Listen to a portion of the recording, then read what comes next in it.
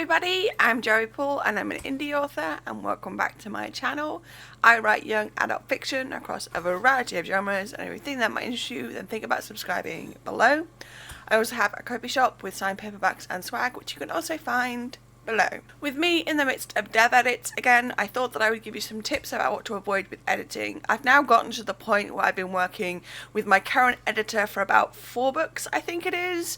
Either way, I love his style and it's allowed me to get to some kind of routine when it comes to doing the corrections and making the book the best it can be when it's done. So while people talk about how to edit and what to look for in an editor, I didn't really see too many people talking about what to avoid while going through the editing process, especially for those of us who might feel like they need to kind of overload themselves. I'll get to that in a moment. So I thought I would give you some tips.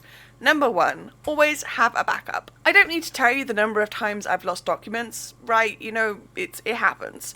I mean, I think it's every writer's worst nightmare to come back to work on something and realize their computer or whatever has eaten it.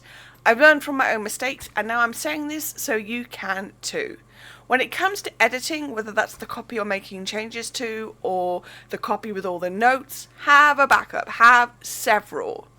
I now back up my work in at least 4 different places because I know how much a manuscript can change from session to session, and the last thing I want to do is to have to go back and remake all those changes because I will forget some of them. So if you take nothing else from this video, make sure that you take this and have some kind of backup of both sets of the documents.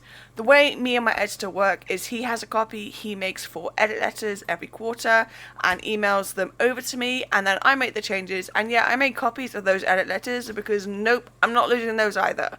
It might seem like overkill, but you do not want to lose something that you've paid, if indeed, a lot of money for and spent time and energy on, and then have to go back and try and remember exactly what changes you made where and how you phrased this and all of that. It's a nightmare, so just back up. Number 2, don't lose your voice. I see a lot of people talking on places like Threads about how they don't want to hire an editor or whatnot because they don't want to change the story to the point where it loses their voice.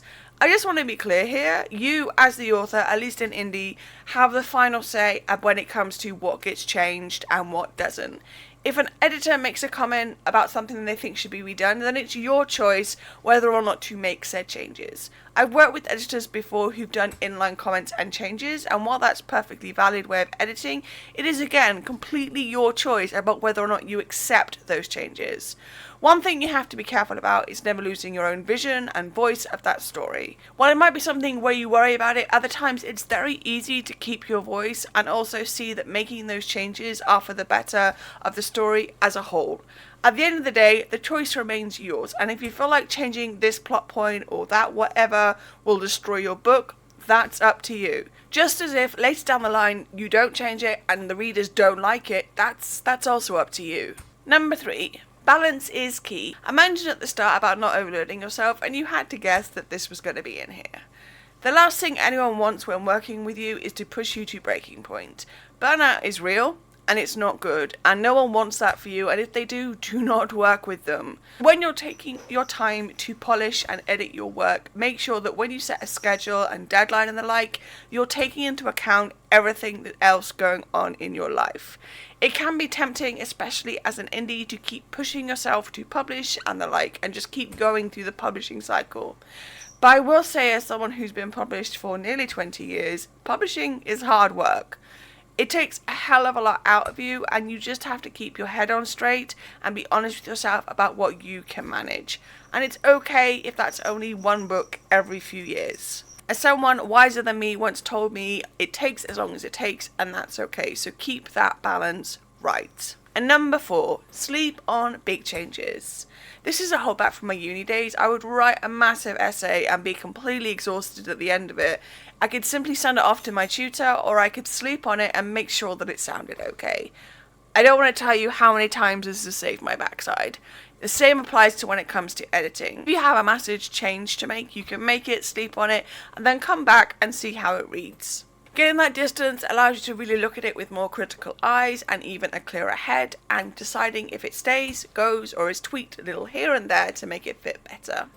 At the end of the day, like I said before, you are the only one who can make the decision to change something based on editor feedback. If you sleep on it and decide that it doesn't work, that's okay. But don't just dismiss it out of hand without giving it some serious thought. You will thank yourself later.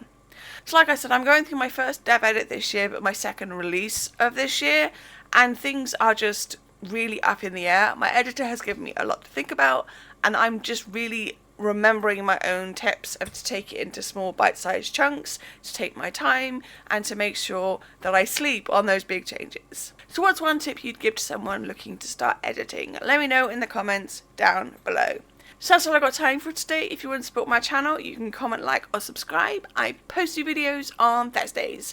You can find me all over social media, and my books are available everywhere. You can also support me in my Ko-fi shop, and you can also sign up for my newsletter. And don't forget to pick up a Translucent, which is the second in a young adult dystopian quartet. And also don't forget to grab a ticket for Wonderland in Nottingham in July, where I'll be signing books. All the links for which are listed below. Thanks for watching, and remember to keep writing. Bye.